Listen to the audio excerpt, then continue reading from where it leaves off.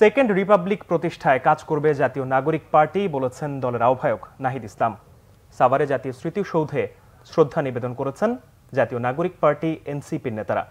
রাজনৈতিক দল হিসেবে প্রতিষ্ঠার পর প্রথম কর্মসূচির অংশ হিসেবে তারা বীর শহীদদের প্রতি শ্রদ্ধা জানালেন। শ্রদ্ধা নিবেদন শেষে নতুন এই দলের আহ্বায়ক মোহাম্মদ নাহিদ ইসলাম বলেন, এনসিপির প্রথম কাজ হবে তৃণমূলে দলীয় কার্যক্রম বিস্তৃত করা। পুরাতন সংবিধান রেখে নতুন দেশ গড়া সম্ভব নয় জানিয়ে তিনি বলেন, নতুন প্রজাতন্ত্র গড়তে প্রয়োজন নতুন সংবিধান ও গণপরিষদ নির্বাচন। শর্ত পূরণ করে নিবন্ধনের জন্য শিগগিরই ইসিতে আবেদন করবেন বলেও জানান এনসিপির নেতা। নাহিদ ইসলাম আরো বলেন, জুলাই গণহত্যার বিচারের মাধ্যমে আওয়ামী লীগের ফয়সালা দেশের মাটিতে হবে। এ সময় দেশের মানুষের সমর্থন চান অন্য নেতারা। কেবল সরকার পরিবর্তন নয়, বরং শাসন কাঠামো সহ পুরো সাংবিধানিক পরিবর্তন করে নতুন একটি বাংলাদেশের যাত্রা শুরু করতে চাই, যেখানে প্রকৃত গণতন্ত্র, ইনসাফ এবং সাম্য নিশ্চিত করা সম্ভব হবে। একটি একদলীয় সংবিধানের মাধ্যমে ফ্যাসিজম এবং একদলীয় স্বৈরতন্ত্রের বীজ বপন করা হয়েছিল। ফলে আমরা বলেছি যে একটি নতুন প্রজাতন্ত্র আমাদের গড়তে হবে এবং তার জন্য একটি নতুন সংবিধান এবং গণপরিষদ নির্বাচনের প্রয়োজন। সেই জায়গা থেকে আমরা সেকেন্ড রিপাবলিকের কথা বলেছি এবং আমরা সেই লক্ষ্যে কাজ করে যাচ্ছি। গভীর ও অগভীর নলকূপের মাধ্যমে ভূগর্ভস্থ পানি ব্যবহারের প্রতিযোগিতায় বিপন্ন কুষ্টিয়া, চুয়াডাঙ্গা ও মেহেরপুরের কৃষি ও জীববৈচিত্র্য। জলবায়ু পরিবর্তন আর পানির অতি ব্যবহারে প্রতিনিয়ত নেমে যাচ্ছে ভূগর্ভস্থ পানির স্তর। এ অবস্থায় উত্তরণে ভূগর্ভস্থ পানির ব্যবহার কমিয়ে নদী বা খালের পানি ব্যবহার নিশ্চিতের তাগিদ দিয়েছেন গবেষকরা। কুষ্টিয়া প্রতিনিধি হাসান আলীর তথ্য ছবিতে ডেস্ক রিপোর্ট। কুষ্টিয়া, মেহেরপুর ও চুয়াডাঙ্গার প্রায় 2,32,000 হেক্টর জমিতে সেচ সরবরাহে চালু রয়েছে 583টি গভীর নলকূপ, 327টি এলএলপি এবং 1,13,951টি অগভীর নলকূপ। এই পরিসংখ্যানই বলে দেয় ভূগর্ভস্থ পানির মজুদ কিভাবে কমছে। পানির স্তর নেমে যাওয়ায় দুর্বিষহ হয়ে উঠেছে কৃষক ও সাধারণ মানুষের জীবন। এখন আমরা এই বছর ভরে কি খাবো? আমরা পানির আশায় থাকি থাকি আমার কত ক্ষতি হয়ে গেল। আমার ফসলও বুনতে দিল না, আমার ধানও লাগাতে দিলি না। চৈত্র মাসে টানের সময় অনেক ছালো আছে, পানিও পায় না, কষ্ট হয়ে যায়। আপনার যেখানে লাগে 1 লিটার তেল, সেখানে হয়তো 5 লিটার লেগে গেল।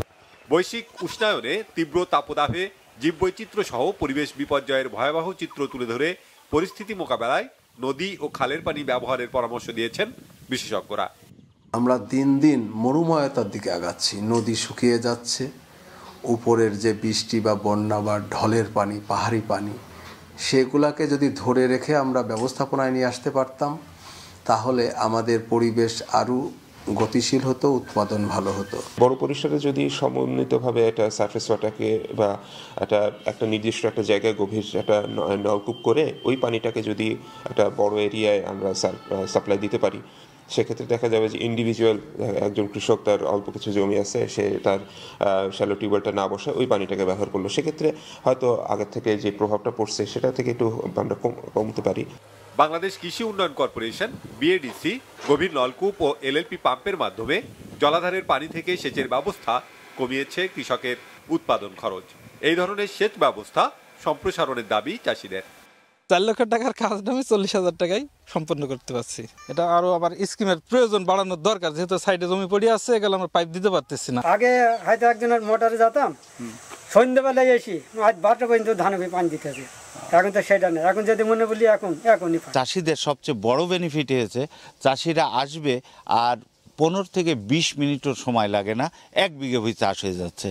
মুজিবনগর সমন্বিত কৃষি উন্নয়নে জলাধারের পানি থেকে সেচ প্রকল্প বাস্তবায়ন হলেও প্রয়োজনের তুলনায় এর পরিধি 10%ও নয়।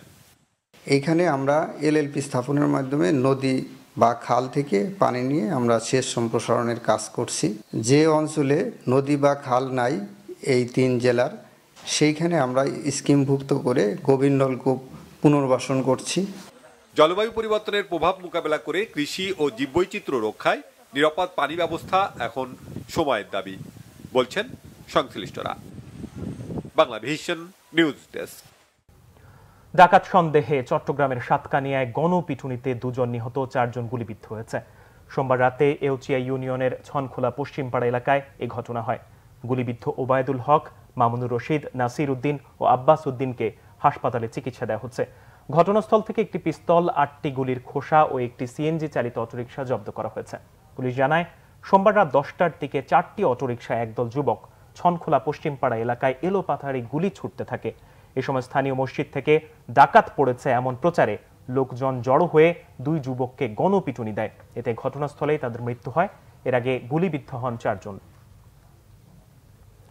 ইউক্রেনে সব ধরনের সামরিক সহায়তা বন্ধ করেছেন মার্কিন প্রেসিডেন্ট ডোনাল্ড ট্রাম্প। হোয়াইট হাউসে ইউক্রেনের প্রেসিডেন্টের সঙ্গে বাকবিতণ্ডার পর এই সিদ্ধান্ত নেন তিনি। মঙ্গলবার বিবিসির প্রতিবেদনে বলা হয়, যতক্ষণ পর্যন্ত ইউক্রেনের নেতারা বাস্তবতা মেনে শান্তির জন্য এগিয়ে না আসবে, ততক্ষণ অস্ত্র সহায়তা বন্ধের সিদ্ধান্তে পরিবর্তন আনবেন না ট্রাম্প। হোয়াইট হাউসের একজন কর্মকর্তার মতে, দীর্ঘ নয়, সাময়িক সময়ের জন্য সামরিক সহায়তা বন্ধ রাখা হবে।